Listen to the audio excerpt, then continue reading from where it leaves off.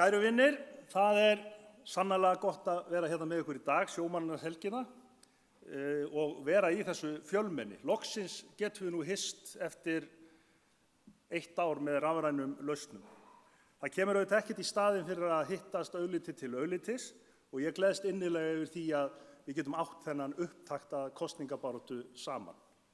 Sumarið framundan býður upp á svona ný ævintýri. Við erum farin að planleggja ferðalag, fólk farið að velta fyrir sér á hvaða bensínstöð á að leysa út ferðagjöfuna frá ríkisstjórninni. Við erum nýbúin að vinna Eurovision næstu því í annað skipti og geri aðrir betur. En bráðum erum við líka vonandi laus við þennan veirufjanda og getum farið að einbeita okkur á stóru málum. En við höfum sannarlega verið heppin að eiga Ölmu, Þórólf og Víði og allt framlínufólkið sem hefur hjálpað okkur ótrúlega í gegnum þessa erfiðu baráttu og við skulum standa upp og klappa fyrir þeim öllum.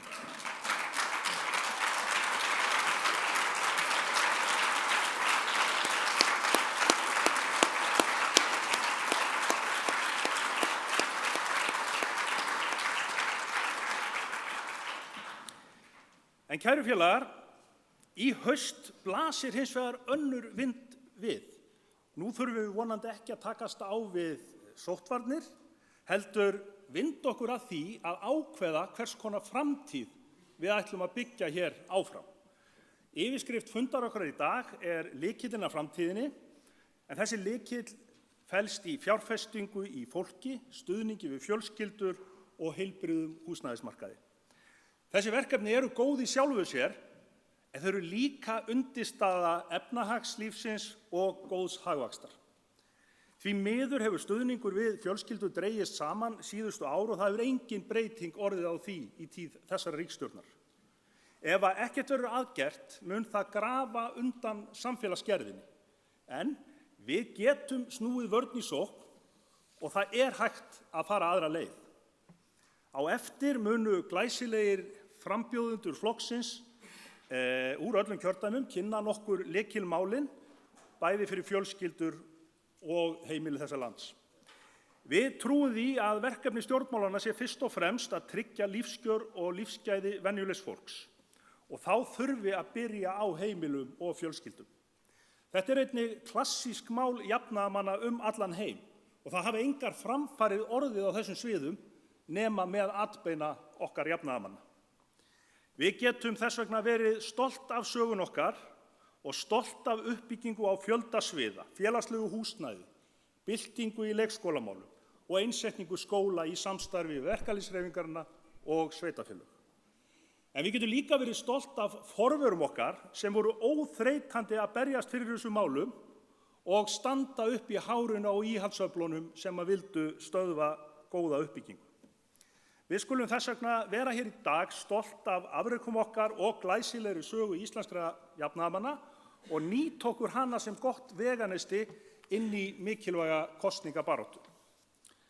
En við erum ekki síst mætt hérna í dag til þess að búa okkur sem best undir þessar kosningar. Og í því sambandi vil ég nota þetta tækifæri til að þakka tugum flokksmanna sem hafa á undanförnum vikum hringt í þúsundir félaga sinna til þess að undirbúa okkur undir kosningarnar í haust. Og það auðvitað gleðilegt að sjá að sumt af þessu fólki hér með okkur í dag.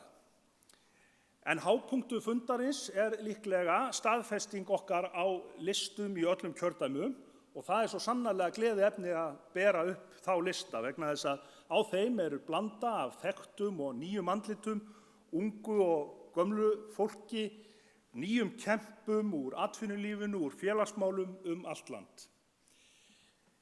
En kæru vinir, við erum breiður flokkur og þó að jafnaðarhugsjónin samin okkur, þá tökumst við eðlilega á, bæði markmiðin eða leiðin að markmiðunum og hverjir eiga að bera fram stefnuna. Og þegar það bætist ofan á, þá ástríðu og blóðhita sem einkennir oft hugsjónafólk eins og okkur, þá getur ansi oft orðið heitt í kolunum.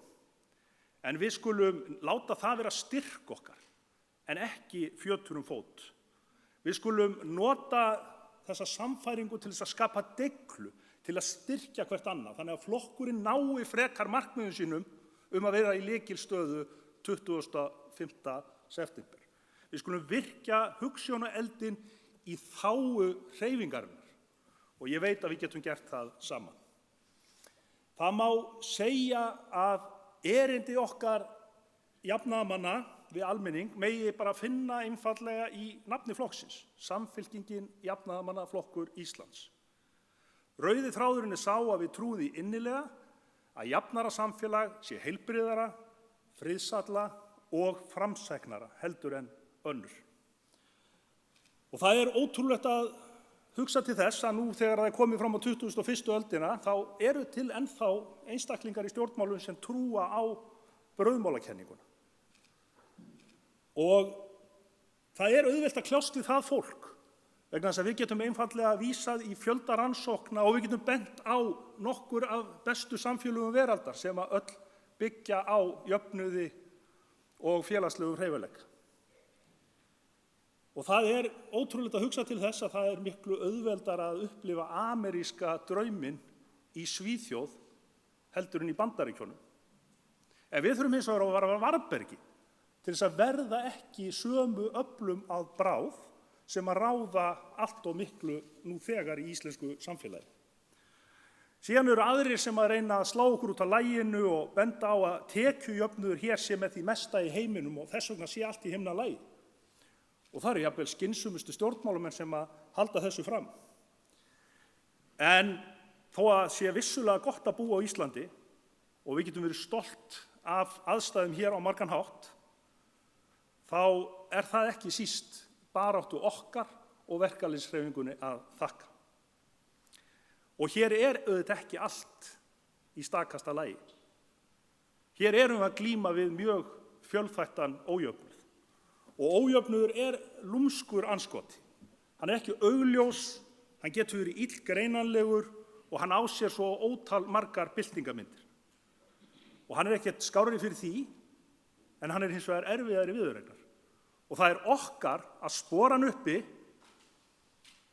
og finna leiðir til þess að greina hann og aðferðir til að uppræta hann. Augljósasta birtingarmynd ójöfnuðar er kannski hinn efnahagslegi. Og við sjáum bara daglega fréttir af óhófi fólk sem kann ekki aura sín á tal, en á sömu blaðsíðu frásögnir af fólki sem getur ekki veitt börnum sínu klæði, fæði eða húsnæði eða skaffa þeim tómstundir. Og það elur svo af sér annars konar ójöfnuð hinn félagslega. Og þegar að bent er á þetta þá er stutt í það að fjármálaráðherra stígi fram og veifi meðaltölum og lista yfir kaupmáttaraukningu ársins, en við skulum vera alveg meðvituð um það að meðaltöl þau sýna ekkert raunveruleika allra. Og núna á tímum heimsfaraldurs, þar sem einungis hluti þjóðarinnar hefur þurft að bera efnahagshöggið, þá sjáum við einmitt mjög skýrt hversu lítið samhengi getur verið á milli meðaltala og aðstæðna einstakra hópa. Ómarkvissar aðgerðir ríkisstjórnarinnar í þessum faraldri hafa leitt til þess sem að hagfræðingar kalla kálaga leið út úr kreppu, þar sem að sumir verða efnaðri á meðan að aðrir hafa ennþá minna milli handana. Og þótt tekjujöfnuður sé hér talsverður, þá fer eignaójöfnuðurinn hratt vaxandi og tölur frá fjármálaráðuneytinu sýna að stærstu hlutur af nýjum auði rennur í vasa mjög fárra einstaklinga. Og bilið breikkar sífellt á milli almennings og auðjöfrana sem að herða sífellt tökin allstaðar í samfélaginu og nota býsna ósvífnar aðferðir á köflum. Þess vegna verða jafnaðarmenn að koma með raunhæfar, skynsamar og trúverðugar lausnir á vinnumarkaðs- og skattamálum sem takast á við þessa stöðu. Þess vegna vill Samfylkingin réttlátara skattkerfi í takti við nýjan veruleika. Samfylkingin vill með öðrum orðum að fólk eða undir meðaltekjum borgi lægri skatt heldur en hátekjufólk. Við viljum að arður af stórgróðanum verði skattlagður og við viljum réttlátt gjald fyrir nýtingar á sameiginlegum gæðum þjóðarinnar. Þessi vaxandi munur á kjörum fólks meðal annars drifinn áfram af óréttlátu fiskveiðistjórnarkerfi sem færir fáum einstaklingum nýtingu á gjöfulugum auðlindum langt inn í framtíðina á milli kynslóða án þess að þjóðin fái sanngjarnt skerf af þessari eign sinni. Þess vegna vill Samfylkingin nýja stjórnarskrá og skýrt auðlindaákvæði og mun ekkert gefa eftir í þeim efnum.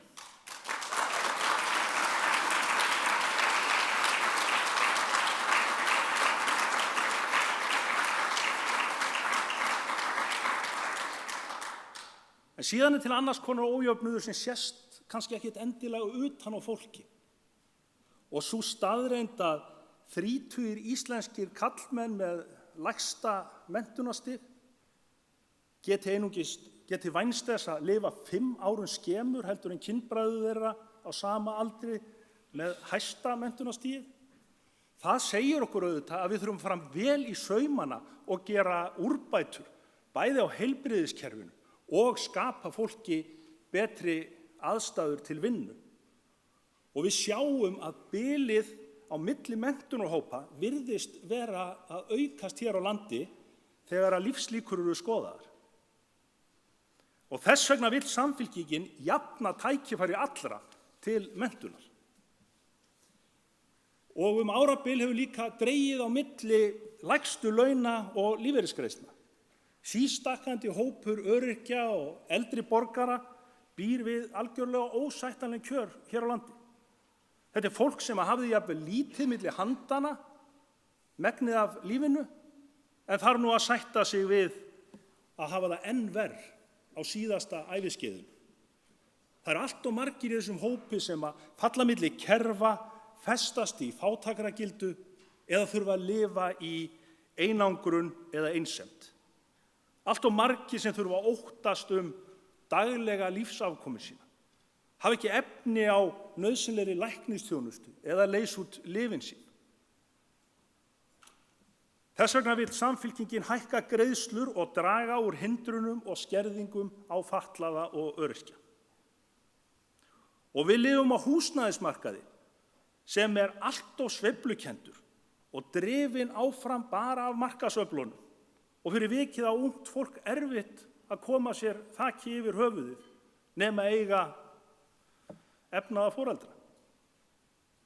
Og þau sem feta sín fyrstu spor á húsnæðismarkaðnum þurfa jafnvel frekar að haga sér eins og spákaupmenn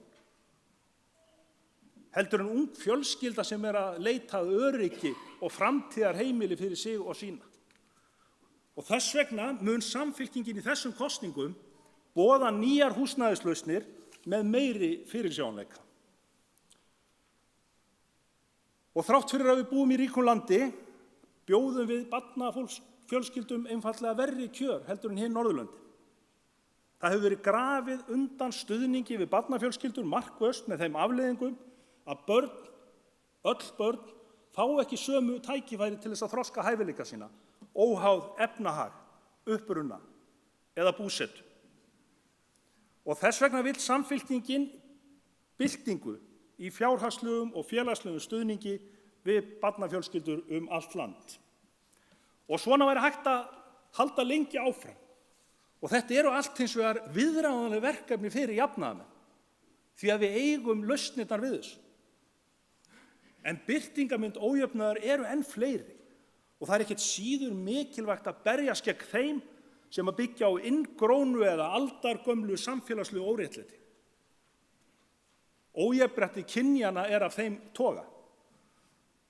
Það afleiðing mörg hundruð ára kerfis sem búið var til á okkur köllum, fyrir okkur kalla, til að þjóna köllum. Og ljótustu dæmin auðvitað af kynbundnu ofbeldi, en vægari birtingarmyndir eru líka hlutir sem nauðsynlegt að berjast gegn. Og dæmi þær eru til dæmis óútskýrður launamunur kynjanna eða jafnvel bara minna verðmætamat á kvennastéttum. Þetta er í sjálfu sér ósanngjarnt, en þetta er líka ótrúlega óskynsamlegt út frá öllum öðrum hagsmunum samfélagsins. Og þess vegna segir Samfylkingin að það er kominn tími á konur og kvennastéttirnar.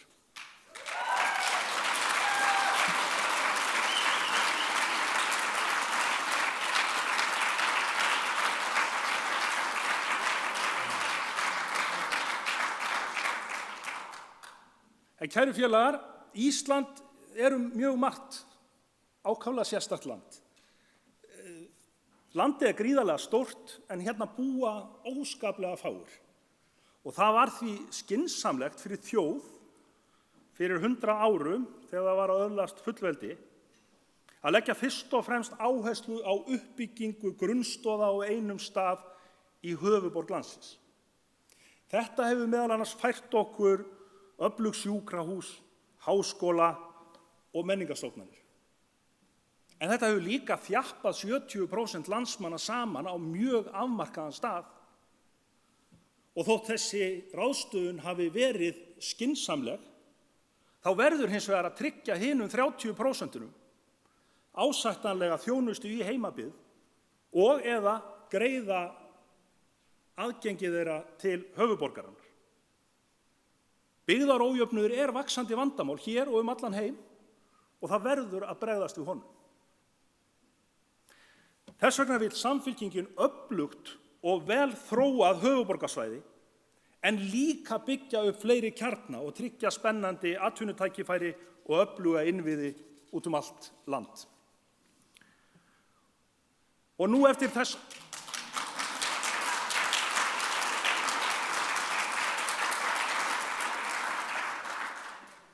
þessa upptalningu þá finnst eflaust einhverjum nóg verkefnin hérna innanlands og hugsa sem svo, við þurfum auðvitað bara fyrst og fremst að einbeita okkur að þeim.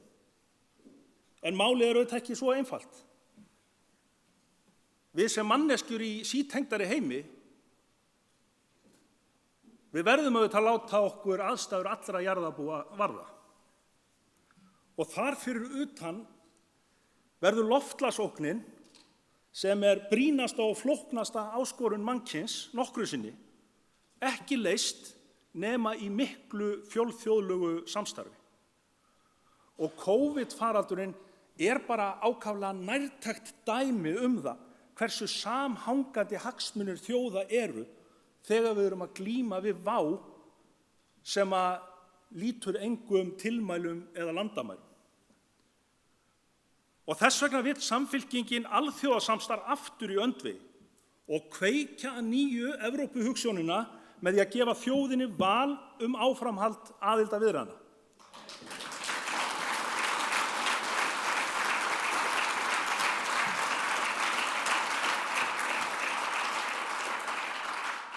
Við sjáum nefnilega ótal tækifæri í Evrópusamvinnunni og mér sýnist við nú vera eini flokkurinn á þingi sem er staðfastur í baráttunni fyrir evru, stöðugum gjaldmiðli og lágum vöxtum.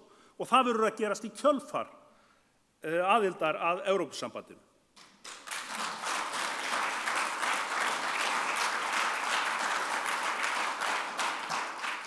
Og við skulum muna það hér að góður gangur í bólusetningum innanlands er ekki síst Evrópusambandinu að þakka. En kæru vinir, ef ekki verður hugað að því sérstaklega, munu lausnir á hamfarahlýnuninni bitna harðast á þeim efnaminnstu og leiða líka til enn meiri ójöfnuðar. Og ein leiðin til þess að berjast við loftslagsógnina er að mannkynið nái að virkja tækniframfarir sér til góðs, því að í þeim gætu falist lausnir sem minnkuðu kolefnissporið, gætu aukið framleiðni og minnkað ójöfnuð. Við gætum sem sagt slegið 3 flugur í einu höggi. En það getur líka farið á versta veg ef við sýnum ekki nægilega metnað og dug til að takast á við hlutina og taka stjórn á hlutunum. Möguleikar okkar til þess að virkja þessar samfélagsbreytingar í okkar þágu felast svo í þekkingu og hugviti.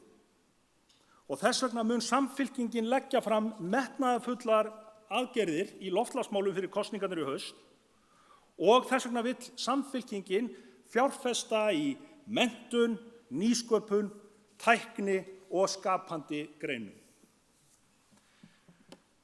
Kæru félagar, okkar bíða sem sagt ærin verkefni. Við þurfum að tryggja að allir komist sem best af stað eftir COVID. Við þurfum að ráðast gegn ójöfnuði hvar sem hann að finna og við þurfum að koma í veg fyrir aukinn ójöfnuð samfara þeim umskiptum sem framundan eru í heiminum. Samfylkingin vill þess vegna fjárfesta í framtíðinni. Við viljum fjárfesta í grunninnviðum samfélagsins, við viljum fjárfesta í fólkinu í landinu. Slíkar fjárfestingar munu skila sér margfalt tilbaka, bæði fjárhagslega og félagslega. Þetta er heilbrigð skynsemi, en hún er líka undirbyggð með efnahagslegum rannsóknum. Þetta er efnahagsstefna sem hefur verið tekin upp í flestum nágrannaríkjunum okkar, en hefur ekki ratað inn á borð hjá brauðmálafræðingum þessarar ríkisstjórnar. Við viljum sem sagt byggja upp og auka verðmæti, ekki skera niður eins og ríkisstjórnin boðar í nýrri fjármálaáætlun til næstu 5 ára. Og það er auðvitað hrollvekjandi framtíðarsýn að í stað þess að bæta almannaþjónustu, útrýma biðlistum og fjárfesta í fólki, ætli ríkisstjórnin sér að taka upp niðurskurðarhnífinn. Og það kann að vera að þetta óvenjulega stjórnarmynstur hafi verið einhvers konar svar til að koma á pólitískum stöðugleika eftir ótal skandala Sjálfstæðisflokksins síðustu ára. En þessi ríkisstjórn mun ekki finna samhljóminn sem þarf til að ráðast gegn og ráða við þau risaverkefni sem að bíða okkar framundan. Og málamiðlanir þessarar ósamstöðu ríkisstjórnar munu einfaldlega ekki vera svarið við núverandi ástandi. Og það er þess vegna sem við erum hér í dag, vegna þess að það er nauðsynlegt að greiða veginn fyrir nýja ríkisstjórn. Ríkisstjórn sem er sammála meginmarkmiðin framundan og þau eru að vera óhrædd við nýja framtíð, nógu opin til að nýta skapandi lausnir, ríkisstjórn sem er óhrædd við markvissari beitingu hins opinbera þegar að það á við, sem að skilur að til að bæta þjónustu við almenning í landinu verði að stórauka samvinnu ríkis og sveitarfélaga.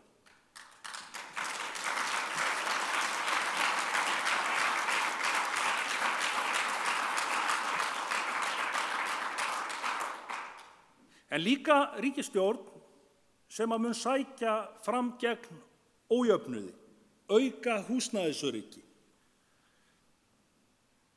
styðja barnafjölskyldur, útrýma biðlistum eftir aðgerðum og bæta geðheilbrigðisþjónustu.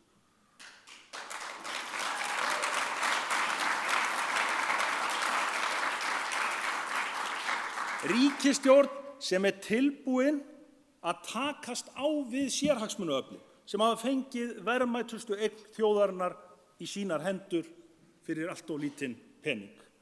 Og að lokum stjórn sem að situr baráttuna gegn loftslagsvánni í fyrsta sæti, horfir opnum augum til umheimsins og áttar sig á að framundan er ekki áratugur kyrrstöðu, heldur áratugur aðgerða.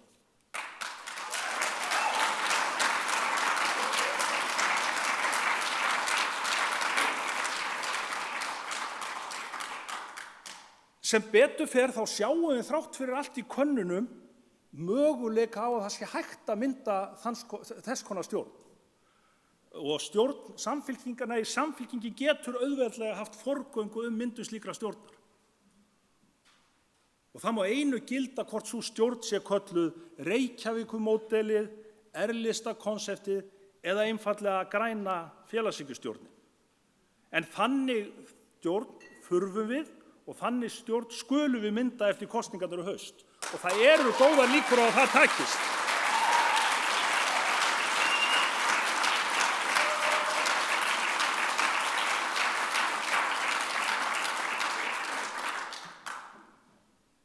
En svona rétt að lokum, þá það algjörlega í okkar höndum að það náist að sigla því í höfn. Við skulum þess vegna vera samstíga. Við skulum koma málefnum okkar skýrt á framfæri og við skulum ekki gefast upp fyrir í fulla hnefana. Við skulum hringi í fólk, við skulum gangi í hús, við skulum vera óhreytandi talsmenn fyrir jafnaðarmenn hvar sem við komum. Við höfum séð hvaða árangri hægt að ná þegar við erum í stjórn. Það gríðarlega mikið í húfi fyrir þjóðina og fyrir framtíð landsins. Og kæru félagar, okkar tími að renna upp. Framtíðin okkar og við skulum njóta þess að vera hér saman í dag og fara svo fullu út að berjast. Takk.